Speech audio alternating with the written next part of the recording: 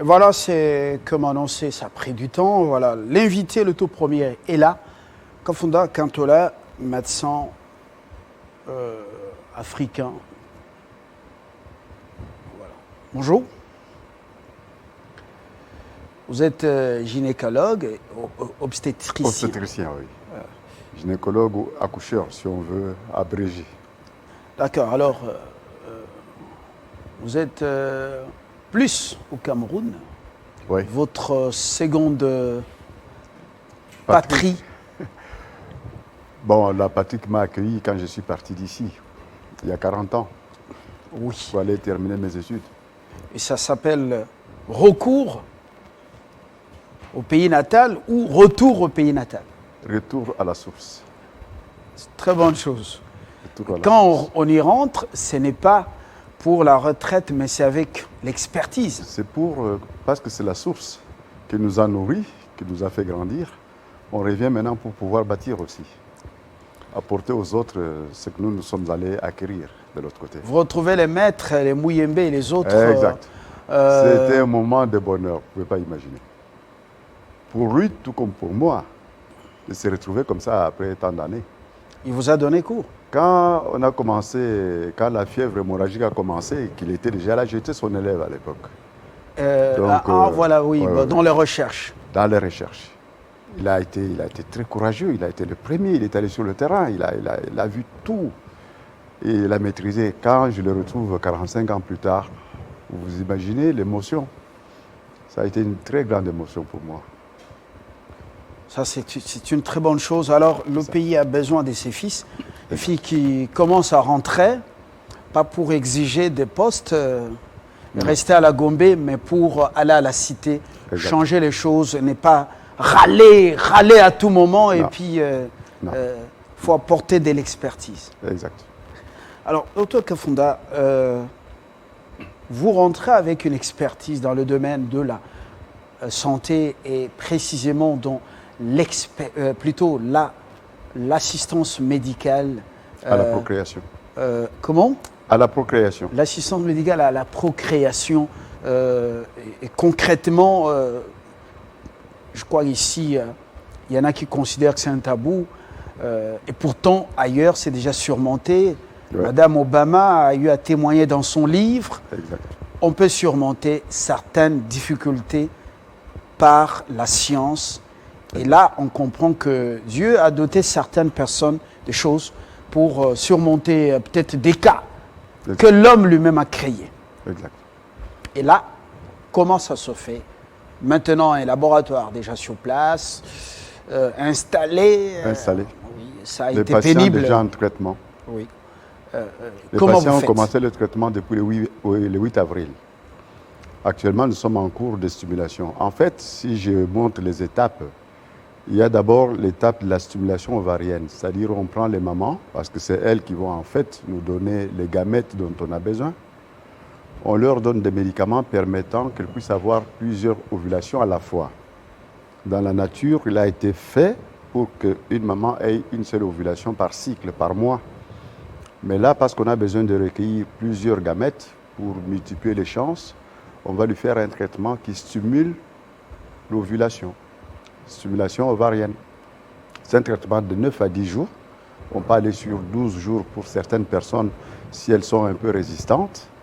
Et une fois qu'on a recueilli suffisamment de follicules, c'est-à-dire les pochettes dans lesquelles on trouve les œufs, qu'on appelle vulgairement ovocytes, on peut maintenant les aspirer. Ça se fait dans un bloc opératoire, sous une petite anesthésie profonde, et on retire et directement le laboratoire fait le travail. En ce qui nous concerne, il sera question de faire la micro-injection des spermatozoïdes dans les ovocytes. Ce qui est une technique un peu au-dessus de la FIV classique, où on met un certain nombre de spermatozoïdes dans un bocal et on y ajoute un ovocyte. Cette fois-ci, on va directement dans l'ovocyte et on fait la micro-injection, ce qui améliore les résultats. Et seulement les couples. Des couples, oui, des couples. La loi nous autorise de recueillir les demandes des couples. Les couples viennent à vous pour que vous puissiez améliorer les conditions qui ont été détruites. Par exemple, les infections et tout le reste. Alors, dernièrement, ici, j'ai lu sur la toile un témoignage d'une femme qui a eu, à quel âge là, qui a fait concevoir, plutôt qui a fait conserver l'embryon pendant 24 ans. Et quand il a 28 ans. 28 ans, et quand elle a eu de besoin, concevoir, voilà. ah bon, voilà, ça a été posé en elle, et puis elle transporte un bébé. C'est ce que nous allons bizarre, faire en RDC. Comme la science. C'est ce que nous allons faire en RDC. On va conserver les embryons. On va conserver les embryons. Dans cette première série, tous les embryons surnuméraires qui ne seront pas transférés aux dames seront conservés à leur profit. Vous pouvez les conserver jusqu'à combien d'années? Comment? Autant d'années qu'elles veulent. S'il y a une dame qui a, par exemple... Avec le problème d'énergie électrique ici, est-ce qu'il n'y a pas nous danger? avons pris des dispositions pour ça. L'azote liquide ne travaille pas avec le courant. Donc il y a des bonbonnes spéciales dans lesquelles donc, ces gamètes, comme on les appelle, sont conservées, qui n'ont pas besoin d'électricité. Alors, mais pour les cas des couples dont les femmes ont épuisé pratiquement toutes les fleurs, c'est déjà au-delà, donc pratiquement le rendez-vous mensuel n'a... voilà, est dépassé, il n'y en a plus. Qu'est-ce qui est fait? Alors, nous avons... lorsqu'on est dans le besoin dans les examens que nous faisons pour vérifier la réserve ovarienne, il y a un examen hormonal qui s'appelle AMH, anti-Müllerian hormone, qui est le reflet exact de la réserve de ce que la dame possède déjà. Au-delà de 40 ans, on fait cet examen à tout le monde. Et dans notre série, nous avons des gens qui sont dans cette tranche d'âge qui vont bénéficier des dons d'ovocytes. On va leur faire des dons d'ovocytes, des jeunes femmes volontaires qui ont accepté d'aider leurs aînés vont être stimulées à la place des aînés. Nous allons prendre donc ces gamètes chez les jeunes filles, on va faire la fécondation avec les spermes. Mais là, l'enfant qui va naître, est-ce que ça sera vraiment votre enfant? Exactement. Parce que ce que les gens ne connaissent pas concrètement, l'histoire d'Éden, on va en parler de l'ADN, c'est que la ressemblance vient de l'ARN. C'est-à-dire, si vous voulez, les messagers. La ressemblance va venir de l'ARN, c'est-à-dire c'est la personne qui porte qui va donner la ressemblance. Tout se passe à partir de la 7e semaine. Au moment où il y a conception entre juste l'ovocyte et un spermatozoïde. Au moment de la fusion, il va y avoir séparation d'ailleurs, de telle sorte qu'il n'y aura que 2 N qui vont se rencontrer pour commencer à se multiplier ou dans l'organisme de celle qui porte. Donc c'est elle qui va apporter tout le matériel génétique. L'histoire d'ADN, c'est une fausse histoire parce que finalement, vous et moi, nous avons des mêmes ADN. On trouve des gens qui ont les mêmes ADN. Mais on peut trouver dans les 3 milliards d'ADN, on va trouver un qui peut vous rattacher à votre neveu ou bien à votre oncle ou à votre frère. Ce n'est pas une distinction, c'est un signe de ralliement quelque part. On peut se dire les gens qui ont la peau noire ou les gens qui ont la peau ont quand même un ADN qui est différent par rapport aux autres. Ça ne veut pas dire que tous les ADN que vous avez sont à vous et n'appartiennent pas à quelqu'un d'autre.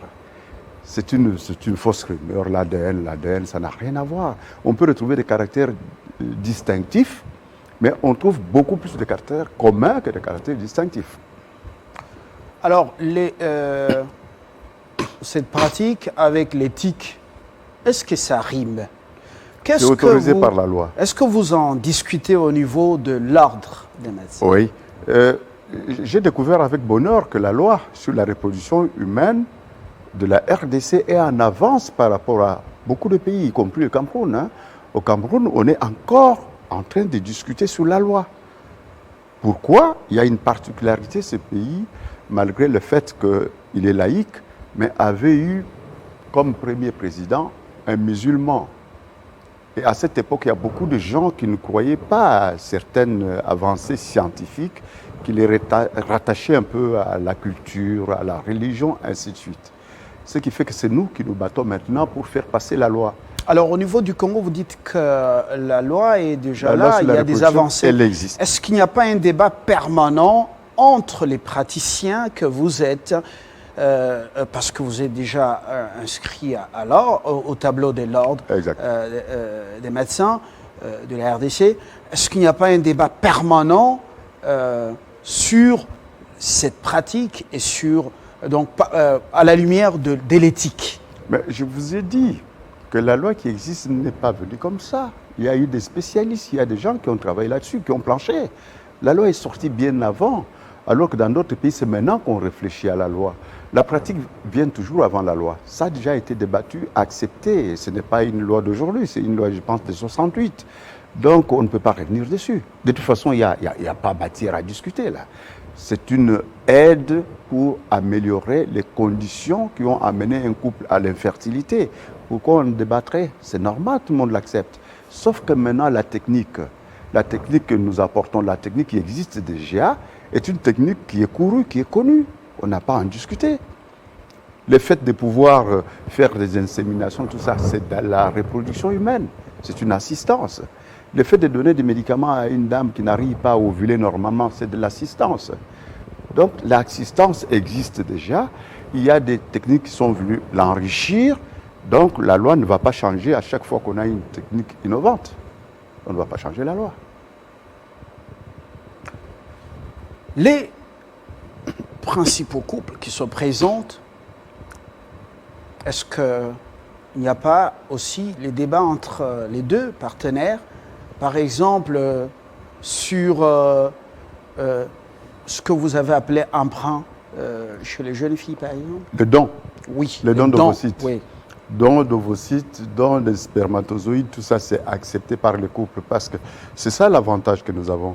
On reçoit le couple, nous discutons avec eux, nous les accompagnons, nous leur expliquons et ils signent un consentement éclairé. Tout simplement.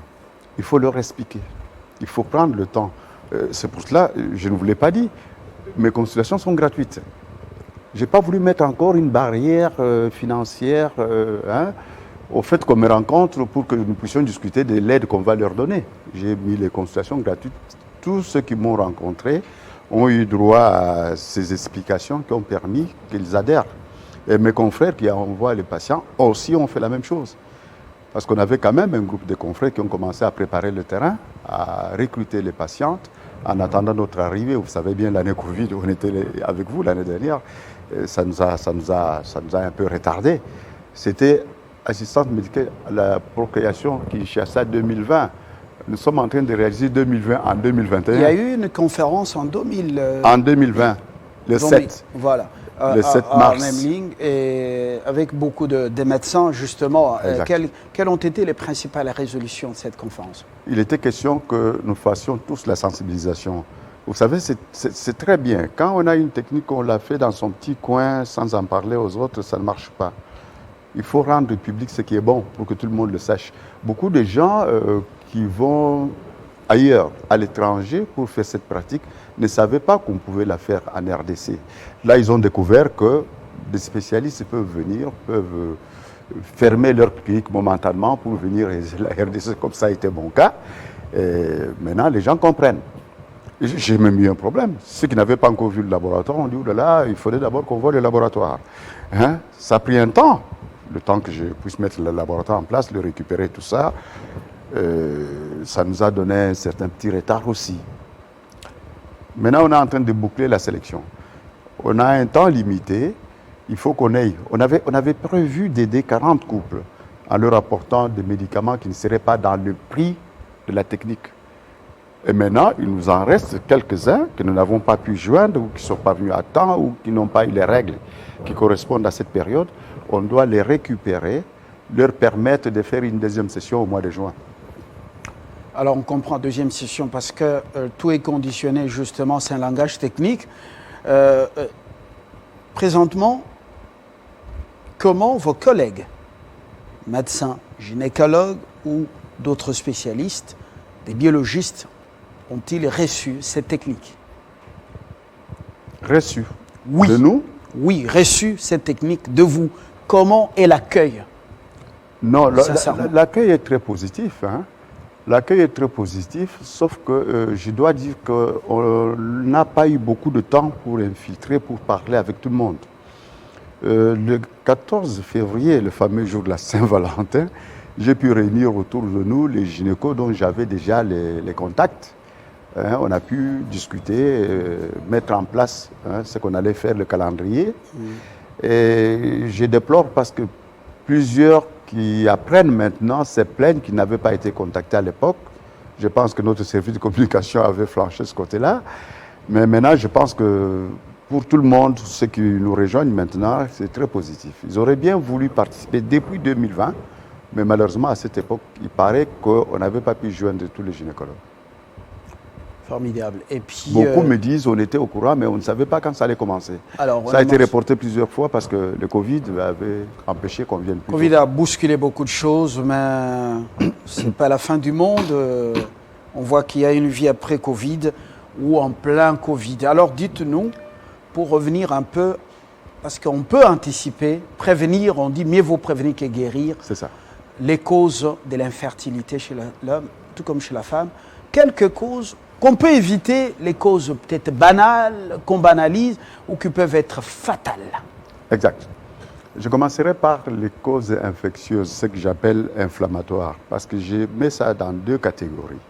Il y a l'inflammation qui est due à une infection, mais il y a l'inflammation qui est due à un traumatisme. Le corps humain est fait de telle sorte que si vous avez une agression de l'extérieur, il y a immédiatement une barrière de défense qui s'installe. Si c'est l'agresseur est un microbe, tout de suite, on va libérer certains médiateurs, les globules blancs et tous ceux qui peuvent combattre l'agresseur. Mais ensuite, il y a cette inflammation qui s'étend. La protection peut aller jusqu'à une seule goutte de sang que vous faites tomber dans le ventre d'une dame pendant une intervention, autre qu'une intervention gynécologique. Vous créez l'inflammation de défense qui peut boucher les trompes, ce qui arrive notamment quand on fait de la chirurgie. Vous faites n'importe quelle chirurgie, il y a un phénomène d'inflammation qui s'installe. En ce moment-là, on peut retrouver des femmes qui n'avaient pas de problème, mais qui ont eu les trompes bouchées tout simplement parce qu'elles ont subi des chirurgies. Les charlatans sont aussi nombreux dans votre domaine. Nous avons beaucoup d'appendicectomies qui ne s'expliquent pas. Les petites filles de 12-13 ans qui sont opérées d'appendicite, pas en urgence. C'est-à-dire, on a un peu mal, on dit, attendez, ça peut être l'appendicite, on va l'enlever. On crée une inflammation, plus tard, il se retrouve des problèmes de trompe. Donc tout ça, il faut que la sensibilisation... Il y a beaucoup de risques quand on se livre entre les mains des gens. Non, ne sautez pas là-dessus. Là, je parle d'inflammation traumatique. Oui. Mais il peut y en avoir d'autres infectieuses. On ne dit pas que tout le monde a été opéré, mais on dit que ça fait partie des causes que nous recherchons. Quand nous recherchons l'inflammation, nous recherchons les maladies sexuellement transmissibles. Là, c'est chez la femme. Même chez l'homme. Les hommes qui ont aussi les voies spermatiques qui sont bouchées, c'est parfois aussi les inflammations. Les hommes ont des infections, beaucoup plus que les femmes d'ailleurs, contrairement à ce qu'on raconte. Parce qu'un monsieur qui a la chaude pisse, comme on disait dans le temps, qu'est-ce qu'il fait? Il s'est fait avaler des petits comprimés de, je ne sais pas moi, quel produit antibiotique. Il se dit, ça y est, c'est calmé. Mais il continue à propager. Alors, il y a les inflammations, j'ai dit, infectieuses ou traumatiques. Ensuite, il y a les phénomènes chez l'homme, par exemple, l'exposition à la chaleur. Les spermatozoïdes ne supportent pas une chaleur de plus de 36 degrés. Cuisine, voilà. Cuisine, industrie, où il n'y a pas de tenue unifuge et tout ça. Vous avez des gens qui sont exposés aux produits chimiques, aux produits physiques, par exemple, les radiations et tout ça. Les plateformes pétrolières. Tout ça, il faut protéger ces gens-là. Il faut que la médecine du travail aille aussi dans la protection de la reproduction humaine. Souvent, on se dit, oui, on va le soigner du paludisme parce qu'après, il va venir travailler, mais on oublie qu'on peut le soigner en protégeant son avenir. Alors, on termine par ici. Vous comprenez, la matière est vraiment technique. Vous m'empêchez de parler du stress, c'est important. C'est un phénomène très important, le stress, oui. Le stress est à la base de l'infertilité. Le stress est la base de l'infertilité. Parce qu'il s'agit des hormones. Les hormones du stress sont des hormones de défense. Ce n'est pas des hormones qui favorisent la reproduction. Donc il faut éviter le stress chez l'homme tout comme chez la femme. Et oui, bien sûr. Mais notre vie est devenue stressante. C'est le cas. C'est pour ça qu'on retrouve ces phénomènes chez les jeunes. Dans le temps, il y a 20 ans, on voyait des gens âgés qui avaient des problèmes de spermatozoïdes et tout ça. Maintenant, on voit des jeunes de 25 à 30 ans qui ont des problèmes d'azospermie. Et il faut donc qu'on réfléchisse Parce qu'améliorer les conditions de vie des gens, c'est améliorer aussi les conditions de vie sociales. Ce n'est pas seulement entrer dans, bon, on va donner l'argent, permettez aux gens d'avoir un travail sain, dans des conditions saines. C'est ça, améliorer la condition de vie. Terrible. Le stress. Bon, voilà. Vous avez compris les dégâts du stress. Votre contact, parce que moi, je ne veux pas qu'on commence à m'appeler, je n'ai pas de réponse à proposer Parfait. Oui, aux questions de téléspectateurs comme autrefois. Votre numéro de Kinshasa. De Kinshasa, c'est 08 44 44 96 41. 08 44 44 96 41. Je le retiens plus facilement comme ça. Très bien. Vous pouvez répondre 08 44 44 96 41. Merci. Docteur Kafunda, je rappelle que vous êtes gynécologue, obstétricien. Vous je suis ce que vous appelez les Congolais de la diaspora. Ah oui. Oui. Je ne comprends pas ces termes-là. On est Congolais, point. Voilà. Vous êtes ici ou ailleurs, vous êtes Congolais. Vous êtes Congolais. Voilà. Un point barre. Un point barre. Voilà, on salue la présidence de Odessa qui est chez nous, à Kinshasa. Et voilà, c'est sa seconde patrie. Voilà. Exact. Merci beaucoup, monsieur. Elle s'appelle Madame Kafunda. Oui. Alors, dans quelques instants, on boucle avec John Mundele. John va nous parler de ce qu'on peut faire. La vie n'est pas qu'en politique, elle est aussi ailleurs. On peut entreprendre, on peut avoir des projets, mais comment faire ?